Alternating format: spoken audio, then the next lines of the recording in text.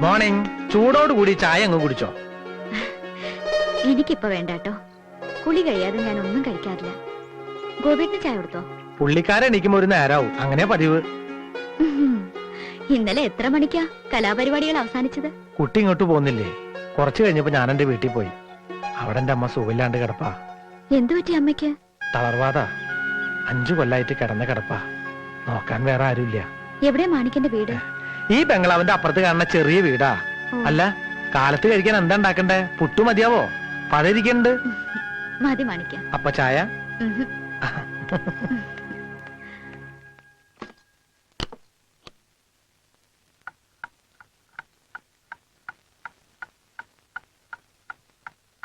ഗോപേട്ടാ, ഗോപേട്ടാ, ഗോപേട്ടാ. Good morning. Good morning. ചായ. Thank U.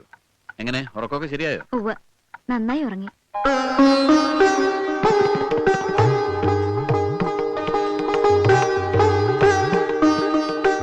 ആഹാ, ഈ വേഷത്തിൽ ഗീതാഞ്ജലി കാണാൻ നല്ല ഭംഗിയുണ്ട്.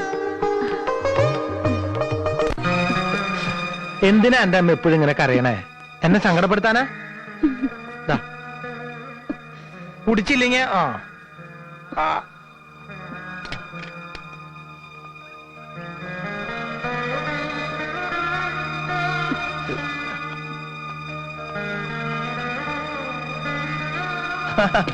അല്ലത് ആര്? സാറെന്നെ വിളിക്കാൻ പറഞ്ഞു വിട്ടാ? അല്ല, ഞാൻ മാണിക്കന്റെ അമ്മയൊന്ന് കാണാൻ വന്നതാ. അമ്മേ, ഇത് ആരാണെന്നറിയോ? കുട്ടി, ഞാൻ പറയാറില്ലേ, ഗീതാഞ്ജലി കുട്ടി. അമ്മയെ കാണാൻ വന്നതാ. ആര് വന്നാലും ഇങ്ങനെയാ, അപ്പ കരയാൻ തുടങ്ങും. കണ്ണീരിനൊരു ക്ഷാമില്ലാത്തോണ്ടാ. പിന്നെയും തുടങ്ങി കരച്ചില്.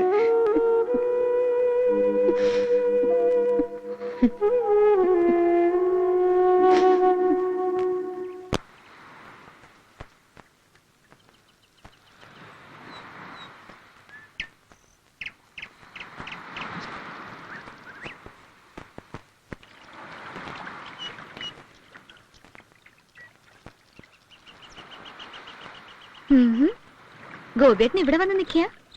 എവിടെയായിരുന്നു ഇതുവരെ? വെറുതെ ഇങ്ങനെ നടന്നു. കാറ്റുകൊണ്ട് നടക്കാൻ നല്ല രസാ. ഗോപിയേട്ടന് വല്ല കവിത എഴുതണമെങ്കിൽ ഞാനൊരു ശല്യം ആവരുതല്ലോ. ഈ വരവിൽ എഴുത്തൊന്നും നടക്കുമെന്ന് തോന്നുന്നില്ല. വന്ന ദിവസം തന്നെ അതിനുള്ള മൂടൊക്കെ കളഞ്ഞില്ലേ നീ? ഞാൻ ഡയറി എടുത്ത് നോക്കിയതുകൊണ്ടാണോ? എനിക്കിഷ്ടമല്ലാത്ത കാര്യങ്ങളാണ് അതൊക്കെ. ഇനി അതിനെക്കുറിച്ച് കൂടുതലൊന്നും വിശദീകരിക്കണ്ട.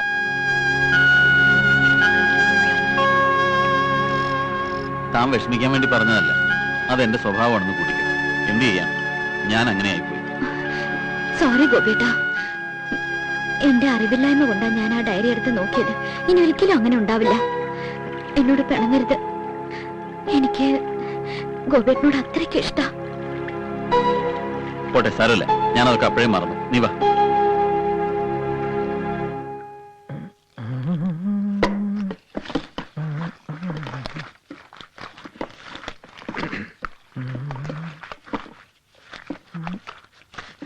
ഞാൻ സഹായിക്കണോ മാണിക്ക?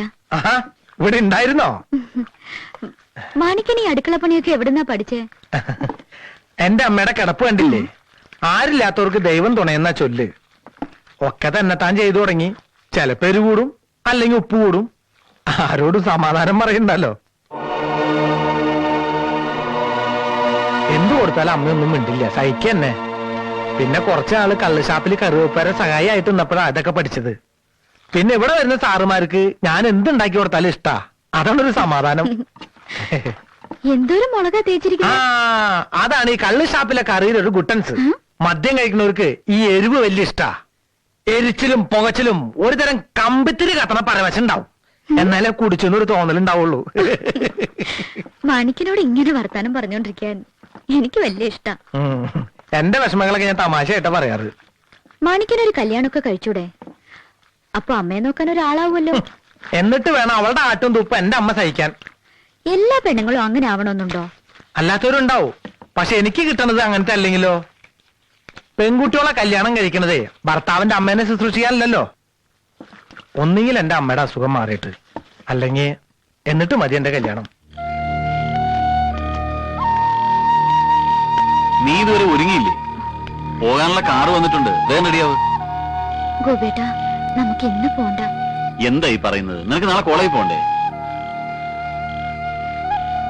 വന്നപ്പോ മുതൽ ഞാൻ ശ്രദ്ധിക്കുക. എന്താ നിന്റെ മനസ്സിൽ? എനിക്കറിഞ്ഞൂടാ.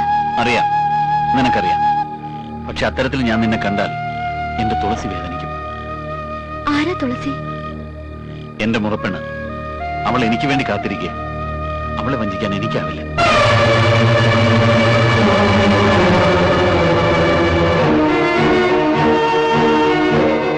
നീ വേഗം റെഡിയാവും, ഞാൻ ഹോസ്റ്റലിൽ വിടാം.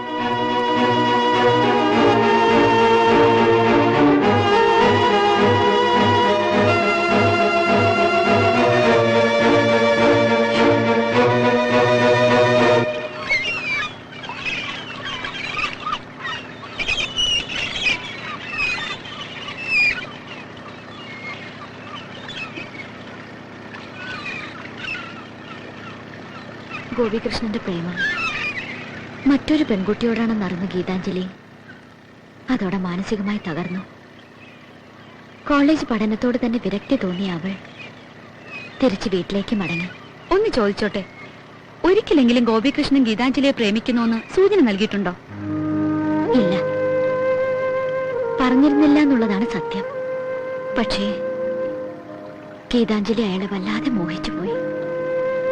എങ്ങും നിന്നും കിട്ടാതെ പോയ സ്നേഹം അവൾക്ക് ലഭിച്ചത് അയാളിൽ നിന്നാണ്.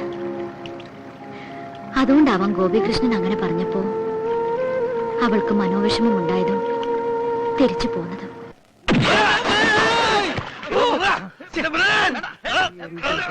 ഇന്ന് ഞാനിവിടെ കൊല്ലും. എന്റെ ഗതി ഈ നാട്ടിലൊരു ഭർത്താവിന് ഉണ്ടാകരുത്. എന്താ പ്രശ്നം കുമാരേട്ടാ? എന്താ പ്രശ്നമോ? ചുമ്മാ കുമാരേട്ടാ, എന്താ ഇത്? ഇന്നലെ രാത്രി ഞാൻ ഡ്രൈവിംഗ് സ്കൂൾ കഴിഞ്ഞ് വരുമ്പോഴേ ഡ്രൈവിംഗ് പഠിക്കുന്നുണ്ടോ? ഡ്രൈവിംഗ് സ്കൂള് അത് ഞാൻ സെക്കൻഡ് ഷോ കഴിഞ്ഞ് വരുമ്പോഴേ എന്റെ വീടിന്റെ മുമ്പിൽ കിടന്ന് ഒരുത്തർ ഉലാത്ത. ആരാണെന്ന് ഞാൻ ഈ നിക്കണവൻ എന്റെ ഭാര്യയുടെ മുറിയിൽ വന്ന് മുട്ടി വിളിച്ചിട്ട് പറയണേ. എന്താ പറഞ്ഞത്? എന്താ പറഞ്ഞതെന്നാ? നാളെ ഇവൻ കറക്കാൻ വരൂല, അളിയന്റെ മോള് പ്രസവിച്ചു കിടക്കുകയാണെന്ന്. പ്രസവിച്ചെന്ന് പറയുന്നതിൽ എന്താ കുഴപ്പം? എന്താ കുഴപ്പമെന്നാ? പ്രസവിക്കാത്ത എന്റെ ഭാര്യയോട് അളിയന്റെ മോള് പ്രസവിച്ചു എന്ന് ഇവന് പറയാൻ കൊള്ളാമോ? അത് പാതിരാത്രിയിൽ ആരെങ്കിലും ഇയാളെ പിടിച്ചിട്ട് അങ്ങനെ നീ എന്റെ ഒരു മുഖം മാത്രമേ കണ്ടിട്ടുള്ളൂ. എനിക്കിതിലും വൃത്തിയായിട്ടൊരു മുഖം കൂടിയുണ്ട്. അത് നീ എന്നെ കൊണ്ട് കാണിപ്പിക്കുക. കാണു. എനിക്ക് വസൂരി വന്നപ്പോഴത്തെ വൃത്തികെട്ട ഫോട്ടോ കണ്ടോ? കാണാ വട്ടകുമാരാ? എന്താ ഇത്? വട്ടകുമാരാ?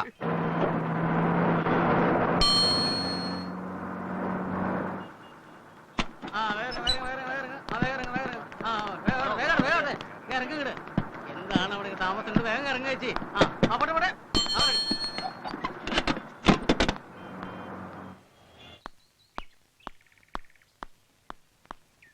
നീ എന്താ ഇന്ന് പോന്നേ? കോളേജല്ലേ നിനക്ക്? ഞാൻ ഇനി കോളേജിൽ പോണില്ല. പോണില്ലേ? പഠിപ്പ് നിർത്താനായിട്ട് എന്താ ഇപ്പൊ ഉണ്ടായേ? ചോദിച്ചു കേട്ടില്ലേ നീ? എനിക്കിനി പഠിക്കണ്ട, അത്ര തന്നെ. വേണ്ടെങ്കി വേണ്ട, എന്നാൽ അതിനൊരു കാരണം ഉണ്ടാവുമല്ലോ. അതെന്താന്നാ ചോദിച്ചത്? കാരണമൊന്നുമില്ല. തന്തയുടെ തനി സ്വഭാവമൊക്കെ എടുത്തു തുടങ്ങി നീ അല്ലേ?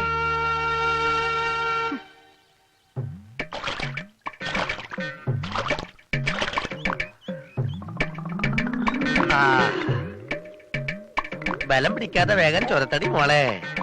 എന്നാ നിനക്ക് സുഖാവും, എനിക്ക് എന്റെ പണി എളുപ്പമാവും. എന്താ നിനക്കതങ്ങ് പിടിച്ചില്ലേ? അങ്ങനെ നമുക്കൊരു അണ്ടർസ്റ്റാൻഡിൽ അങ്ങ് പോവാല്ലേ? നിന്നെക്കാൾ കേമിയായിരുന്നു മലക്കിരാമണി. ആരെ കൊണ്ടോളൂ തൊടിക്കില്ല, ചവിട്ടും തൊഴിൽ തന്നെ. പക്ഷെ കൂട്ടന്റെ കൈയും തൊട്ടപ്പോ അവളങ്ങ് അടങ്ങി. നിന്നെക്കാൾ നല്ല ചന്ത അവളെ കാണാൻ. സ്നേഹത്തോടെ കുട്ടൻ തൊട്ടോ നമുക്ക് മനസ്സിലായി. ഇപ്പൊ ഞാൻ കണ്ണം കന്ന് നിൽക്കുക അവള്. എന്നെ കണ്ട ഉടനെ അവള് കുട്ടാ എന്നൊരു വിളിയുണ്ട്. നിനക്കും എന്നെ അങ്ങനെ വിളിക്കാൻ തോന്നുന്നില്ലടി.